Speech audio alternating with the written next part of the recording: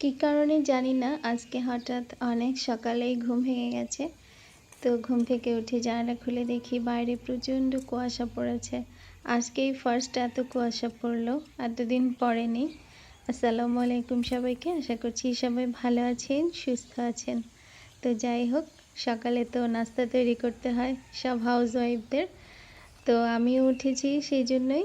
তো ভাবলাম কুয়াশা দেখে ছাদে একটু যাই। আমার হাতে তো ক্যামেরা ছিলই, ক্যামেরা বন্দি করে ফেললাম। আসলে সেই ছোটোবেলার কথা মনে পড়ে গেছে, আমরা ভাই বোনেরা কুয়াশায় হারিয়ে যেতাম। যাই হোক, আজকে আমি সকাল সকাল রুটি তৈরি করব। আর এখন তো অনেক শীত পড়ে গেছে, সকাল সকাল উঠে রুটি তৈরি করাটা একটু কষ্টের হয়ে যায়। সেজন্য আমি 1 সপ্তাহের জন্য রুটি তৈরি করে রাখবো, আর সেটা আজকে আপনাদের সাথে শেয়ার করছি। তো আমি 1/2 লিটার পরিমাণ পানি গরম করে নিয়েছি, ফুটে এলে একটু লবণ দিয়ে এখানে আমি 800 গ্রামের মতো আটা নিয়েছি।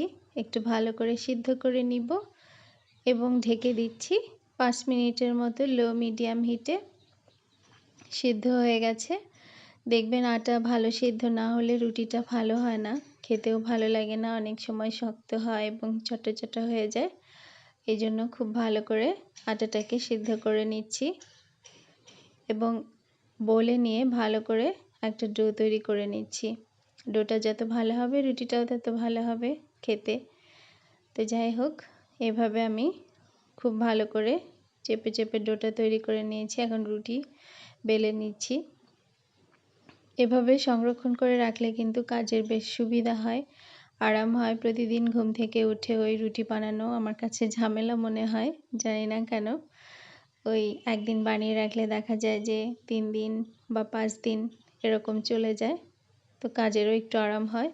তো এভাবে আমি সবগুলো রুটি তৈরি করে নিয়েছি। আমি রুটি খুব বেশি মোটা করি না, আবার একেবারে পাতলাও না। তো সবগুলো রুটি তৈরি করে নিয়েছি। চুলায় একটা প্যান বসিয়েছি, একদম হালকা করে ছেঁকে নিব এই কয়েক সেকেন্ড। জাস্ট জোড়া যেন না লেগে যায় একটার উপর আরেকটা রাখলে, এতটুকু গরম করে নিব, ঠিক এই পরিমাণ। তো গরম করে নিচ্ছি। এভাবে আমি সবগুলো রুটি সেঁকে নিব।